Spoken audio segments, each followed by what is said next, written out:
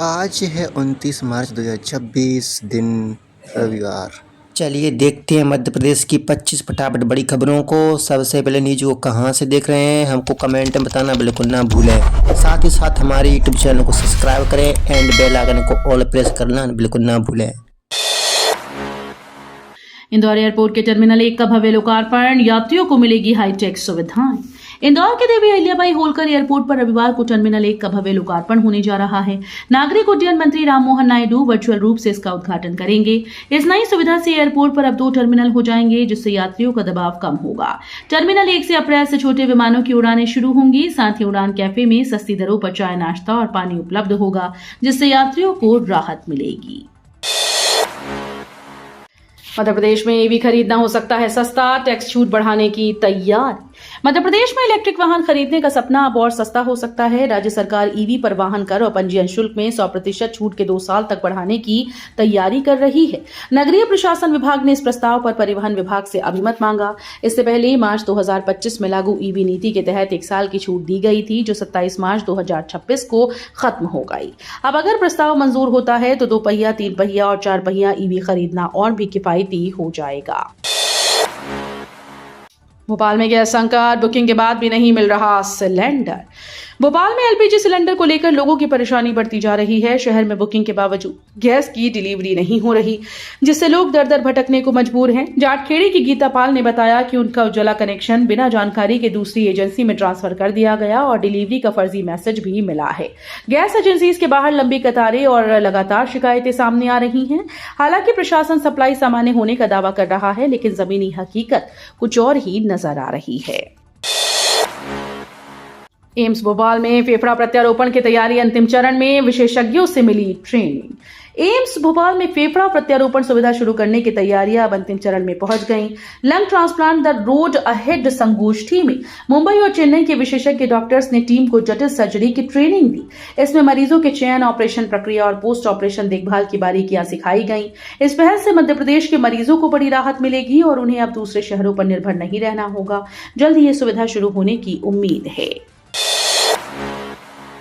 नागदा में बनेगा रिजॉर्ट जैसा आधुनिक सामुदायिक भवन, मध्य वर्ग के सपने होंगे साकार। नागदा में जल्दी एक अत्याधुनिक सामुदायिक भवन बनाया जाएगा, जो रिजॉर्ट जैसी सुविधाओं से लैस होगा।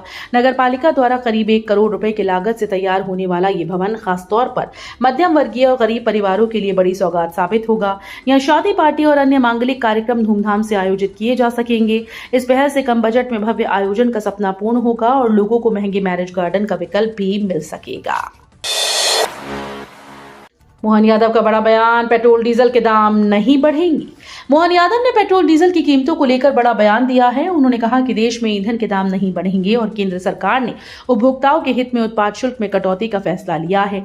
नरेंद्र मोदी जी के नेतृत्व में लिया गया ये कदम सराहनीय बताया गया। वहीं प्रदेश के कुछ इलाकों में गैस की किल्लत भी देखने को मिली। मंडीदीप में सिलेंडर की कमी से नाराज लोग सड़क पर उतर आए। मध्य प्रदेश में पेंशनर्स को बड़ी राहत, 1 अप्रैल से सेंट्रलाइज सेल करेगा पेंशन का निपटारा। मध्य प्रदेश के पेंशनर्स के लिए बड़ी राहत की खबर है। अब 1 अप्रैल से पेंशन से जुड़े सभी प्रकरणों का निपटारा राज्य स्तरीय सेंट्रलाइज पेंशन प्रोसेसिंग सेल के माध्यम से किया जा सकेगा। इस नई व्यवस्था से पेंशनर्स को जिलों के चक्कर नहीं लगाने पड़ेंगे और प्रक्रिया अधिक तेज व पारदर्शी होगी। पेंशन भविष्य निधि व बीमा संचालनालय के द्वारा इस सेल का गठन किया गया।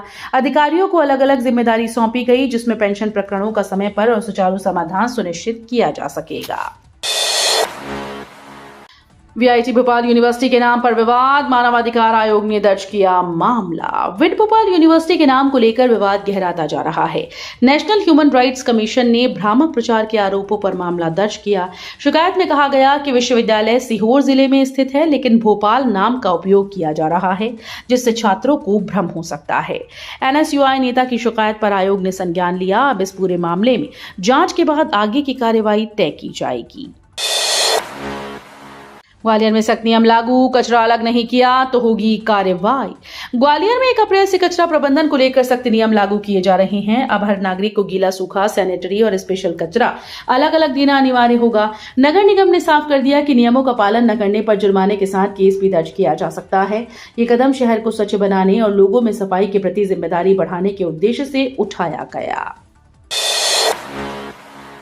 श्रीधाम एक्सप्रेस में बड़ा बदलाव, 30 मई से मिलेंगे आधुनिक LHB कोच। यात्रियों के सफर को और भी आरामदायक और सुरक्षित बनाने के लिए पश्चिम मध्य रेलवे ने बड़ा फैसला किया। भोपाल होकर चलने वाली श्रीधाम एक्सप्रेस अब पुराने ICF कोच की जगह आधुनिक LHB कोच के साथ चलेगी। गाड़ी संख्या 12192 जबलपुर निजामुद्दीन श्रीधाम एक्सप्रेस 30 मई से नए कोच के साथ रवाना होगी, जबकि 12191 निजामुद्दीन जबलपुर ट्रेन 31 मई से LHB रैक के साथ चलेगी। इस बदलाव से यात्रियों को कम झटके, बेहतर सुविधा और ज्यादा आरामदायक सफर का अनुभव मिलेगा। इंदौर में डबल डेकर फ्लाईओवर का काम तेज, 400 टन बो स्ट्रिंग तैयार। इंदौर में शहर के सबसे ऊंचे डबल डेकर फ्लाईओवर का काम तेजी से आगे बढ़ रहा है। लवकुश चौराहे पर बन रहे इस प्रोजेक्ट में 65 मीटर लंबे स्पान पर 400 टन वजनी बो स्ट्रिंग को हवा में असेंबल कर स्थापित कर दिया गया। अब अगले पखवाड़े में इसे जेक पुश तकनीक के जरिए दूसरी भुजा पर शिफ्ट किया जाएगा। साथ ही दूसरी बो स्ट्रिंग का असेंबल भी अगले सप्ताह से शुरू होगा। 1452 मीटर लंबे इस फ्लाईओवर के पूरा होने से शहर की ट्रैफिक व्यवस्था में बड़ा सुधार देखने को मिलेगा। वंदे भारत एक्सप्रेस में खाने पर शिकायत के बाद एक्शन, DRM ने किया निरीक्षण। वंदे भारत एक्सप्रेस में खाने में गड़बड़ी की शिकायत के बाद रेलवे प्रशासन हरकत में आ गया। भोपाल रेल मंडल के DRM पंकज त्यागी ने खुद ट्रेन में सफर कर व्यवस्थाओं का जायजा लिया। रानी कमलापति रेलवे स्टेशन से झांसी तक निरीक्षण के दौरान उन्होंने यात्रियों से बातचीत कर खाने पीने की गुणवत्ता पर फीडबैक लिया। साथ ही लोको पायलट के साथ सुरक्षा मानकों की भी जांच की। भोपाल में युवा विधायकों का महाकुंभ, 30 मार्च से 2 दिवसीय सम्मेलन शुरू। मध्य प्रदेश की राजधानी भोपाल में 30 मार्च से युवा विधायकों का 2 दिवसीय सम्मेलन शुरू हो रहा है। राष्ट्रकुल संसदीय संघ के तहत आयोजित इस कार्यक्रम में मध्य प्रदेश, छत्तीसगढ़, राजस्थान के कुल 55 युवा विधायक शामिल होंगे। सम्मेलन 30 और 31 मार्च तक चलेगा, जहां लोकतंत्र, सुशासन और विकास से जुड़े मुद्दों पर मंथन होगा। उद्घाटन सत्र में मुख्यमंत्री मोहन यादव, विधानसभा अध्यक्ष नरेंद्र सिंह तोमर, राजस्थान के वासुदेव देवनानी और छत्तीसगढ़ के डॉक्टर रमन सिंह मौजूद रहेंगे। भोशाला का हाईकोर्ट जजेस ने किया गोपनीय निरीक्षण, 2 अप्रैल से होगी सुनवाई। धार स्थित भोशाला का शनिवार को हाईकोर्ट के जजेस ने गोपनीय निरीक्षण किया। इंदौर हाईकोर्ट के न्यायमूर्ति विजय कुमार शुक्ला और आलोक अवस्थी करीब 52 मिनट तक परिसर में रहे। उनके दौरे को लेकर सुबह से ही जिला प्रशासन अलर्ट मोड में नजर आया और सुरक्षा के कड़े इंतजाम किए गए। आम लोगों की आवाजाही भी रोक दी गई। निरीक्षण के दौरान पुरातत्व विभाग के अधिकारियों ने संरक्षण कार्यों की जानकारी दी। अब इस मामले में 2 अप्रैल से अहम सुनवाई शुरू होगी, जिस पर सभी की नजरें टिकी हैं। इंदौर में बदलेगा मौसम का मिजाज, बादल और बूंदाबांदी से मिलेगी गर्मी से राहत। इंदौर में तेज धूप और बढ़ती गर्मी के बीच राहत भरी खबर सामने आई। मौसम विभाग के अनुसार 30 मार्च से शहर में मौसम का मिजाज बदलने लगेगा। आसमान में बादल छाए रहेंगे, तापमान में गिरावट दर्ज की जाएगी। सप्ताह के आखिर में हल्की बूंदाबांदी की भी संभावना जताई गई, जिससे गर्मी से राहत मिलेगी। मौसम वैज्ञानिकों के मुताबिक पश्चिमी विक्षोभ के सक्रिय होने से यह बदलाव देखने को मिलेगा। मोहन यादव के कार्यक्रम के लिए हर पार्षद को 2 बसेस भरने की जिम्मेदारी। मोहन यादव आज इंदौर के दशहरा मैदान में 1736 करोड़ रुपए की नर्मदा जल वितरण परियोजना के 4थे चरण की आधारशिला रखेंगे। इस कार्यक्रम को सफल बनाने के लिए कैलाश विजयवर्गीय ने हर पार्षद को 2 बसेस भरकर कार्यकर्ता लाने की जिम्मेदारी दी। योजना के तहत शहर के अलग अलग वार्ड से बड़ी संख्या में लोगों को जोड़ा जा रहा है। इस परियोजना का उद्देश्य 2029 तक हर घर में 24 घंटे पानी की आपूर्ति सुनिश्चित करना है। वाराणसी में गूंजेगी विक्रमादित्य की वीर गाथा, 3 से 5 अप्रैल तक भव्य महानाट्य। वाराणसी में 3 से 5 अप्रैल तक विक्रमोत्सव 2026 के तहत सम्राट विक्रमादित्य महानाट्य का भव्य मंचन होगा। मोहन यादव की पहल से शुरू हुआ ये सांस्कृतिक अभियान उज्जैन से निकलकर अब काशी तक पहुंचा। यह आयोजन भारत की प्राचीन ज्ञान परंपरा और सांस्कृतिक विरासत को वैश्विक पहचान दिलाने का प्रयास है। विशेषज्ञों के मुताबिक ये कार्यक्रम उज्जैन और वाराणसी के बीच सांस्कृतिक सेतु का काम करेगा और दर्शकों को इतिहास से जोड़ने का अवसर देगा। बस हादसे पर सियासत तेज, जीतू पटवारी ने उठाई 1-1 करोड़ मुआवजे की मांग। छिंदवाड़ा के सिमरिया के पास हुए दर्दनाक बस हादसे में 10 लोगों की मौत के बाद प्रदेश में सियासत गर्मा गई। मुख्यमंत्री डॉक्टर मोहन यादव पीड़ित परिवारों से मिलने पहुंचे और हर संभव सहायता का भरोसा दिया। वहीं कांग्रेस प्रदेश अध्यक्ष जीतू पटवारी ने सरकार को घेरते हुए मृतकों के परिजनों को 1-1 करोड़ रुपए मुआवजा देने की मांग की। उन्होंने हादसे को गंभीर लापरवाही का परिणाम बताते हुए जिम्मेदारों पर कार्रवाई और पीड़ितों को न्याय दिलाने की बात कही। उज्जैन में 250 कलाकारों का नॉन स्टॉप डांस, भारतीय संस्कृति को बढ़ावा देने की पहल। उज्जैन में 250 से अधिक कलाकारों के द्वारा 24 घंटे का नॉन स्टॉप नृत्य आयोजित किया गया। विक्रम यूनिवर्सिटी परिसर में आयोजित इस कार्यक्रम में देश भर के कलाकार शास्त्रीय और लोक नृत्य की प्रस्तुति दे रहे हैं। इस आयोजन का उद्देश्य बढ़ते वेस्टर्न कल्चर के बीच भारतीय संस्कृति को बढ़ावा देना है। श्री नित्यांजलि संस्था पिछले 10 वर्षों में इस दिशा में कार्य कर रही है। इस सांस्कृतिक महाआयोजन दर्शकों को भारतीय कला और परंपरा से जोड़ने का अनूठा अवसर दे रहा है। चौगान की मड़िया में उमड़ा आस्था का सैलाब, हजारों श्रद्धालु जवारों के साथ नर्मदा तट पहुंची। नवरात्रि के पावन अवसर पर चौगान की मड़िया में आस्था का अद्भुत दृश्य देखने को मिला। गोंडवाना संस्कृति से जुड़े इस स्थल पर हजारों श्रद्धालु एकत्रित हुए और 3720 से अधिक जवारों के साथ भक्ति का अनोखा प्रदर्शन किया। सफेद वस्त्रों में महिला और पुरुष मां वेदिनी माता की आराधना में लीन नजर आए। श्रद्धालु जवारों को लेकर नर्मदा तट पहुंचे और विधि विधान से पूजा अर्चना की। पूरे क्षेत्र में भक्ति, परंपरा और श्रद्धा का माहौल देखने को मिला, जिसने इस आयोजन को खास बना दिया। इंदौर के पटेल मार्केट में भीषण आग, कई दुकानें जलकर खाक। इंदौर के पटेल मार्केट में शनिवार सुबह भीषण आग लगने से हड़कंप मच गया। तेजाजी नगर थाने के पास हुई घटना में एक रेस्टोरेंट, मेडिकल शॉप और क्लिनिक पूरी तरह से जलकर खाक हो गए। आग इतनी तेजी से फैली कि आसपास के लोग घबरा गए और अफरा तफरी का माहौल बन गया। सूचना मिलते ही पुलिस और फायर ब्रिगेड मौके पर पहुंची और घंटों की मशक्कत के बाद आग पर काबू पाया। फिलहाल आग लगने के कारणों की जांच जारी है। किसानों को मिला मिनी सेवर और एटीएम वाला मिनी हार्वेस्टर, भूसा भी स्टोर, पराली का नो टेंशन।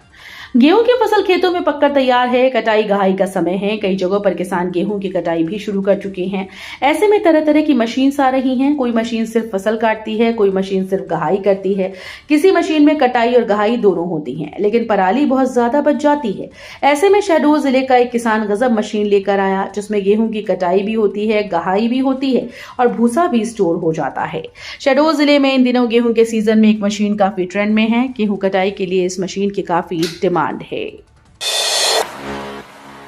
धार में स्कूली बच्चों का मिड डे मील, भैंसों के तबेले में पोषण आहार के हलवे की खेप जब्त। मध्य प्रदेश में मिड डे मील में घपले की घटनाएं रुकने का नाम नहीं ले रही। आंगनबाड़ी केंद्रों व प्राथमिक स्कूल में बच्चों को परोसे जाने वाले मिड डे मील की गुणवत्ता को लेकर अक्सर सवाल उठते हैं। अब धार के ज्ञानपुरा से चौंकाने वाला मामला सामने आया। ज्ञानपुर में भैंसों के तबेले में मिड डे मील का स्टॉक किया गया। ये मिड डे मील भैंसों को दिया जा रहा है। ज्ञानपुरा में पशुओं के तबेले से बड़ी मात्रा में पोषण आहार के अवैध भंडारण पर प्रशासन ने कार्रवाई की। परियोजना अधिकारी सत्यनारायण मकवाना ने बताया कि उन्हें सूचना प्राप्त हुई थी कि धार के समीप देलमी स्थित पोषण आहार प्लांट से सप्लाई होने वाला पोषण आहार ज्ञानपुरा में भैंसों के तबेले में अवैध रूप से भंडारण किया गया। इंदौर को बड़ी सौगात, सीएम मोहन यादव रविवार को करेंगे नर्मदा के चौथे चरण का आगाज। सिंघासा आईटी पार्क में लॉन्च पैड का शुभारंभ। मुख्यमंत्री डॉक्टर मोहन यादव आज 29 मार्च रविवार को इंदौर आ रही हैं। एक ही दिन में इंदौर को मुख्यमंत्री कई सौगातें देकर जाएंगे। नर्मदा जल वितरण के नए चरण अमृत 2.0 की शुरुआत करेंगे। इस चरण के बाद इंदौर में करीब 2.5 लाख नए नर्मदा कनेक्शन होंगे। जरूरतमंदों को शासन की योजनाओं से मिलने वाला हित लाभ भी सीएम अपने हाथों से प्रदान करेंगे और शहर में तकनीक व उद्योग के नए कल के लिए आईटी इंक्यूबेशन सेंटर की शुरुआत करेंगे। भारतीय सेना की बड़ी मारक क्षमता, ग्वालियर में बनी 2000 प्रहार मशीन गन की पहली खेप सौंपी गई। भारतीय सेना की मारक क्षमता को और मजबूत करने की दिशा में बड़ा कदम उठाया गया। सेना को 7.62 मिलीमीटर कैलिबर की 2000 प्रहार लाइट मशीन गन की पहली खेप मिल गई। ये अत्याधुनिक हथियार मेक इन इंडिया पहल के तहत देश में ही निर्मित किए गए। इन मशीन गनों का निर्माण अदानी डिफेंस एंड एयरोस्पेस द्वारा किया गया। कंपनी ने तय समय से पहले इनकी डिलीवरी की। जानकारी के अनुसार कुल 40,000 प्रहार मशीन गनों की आपूर्ति का ऑर्डर दिया गया, जिसमें ये पहली खेप शामिल है। वीडियो अच्छी लगी तो वीडियो करिए लाइक एंड चैनल को सब्सक्राइब कर बेल आइकन को और प्रेस कर लीजिएगा।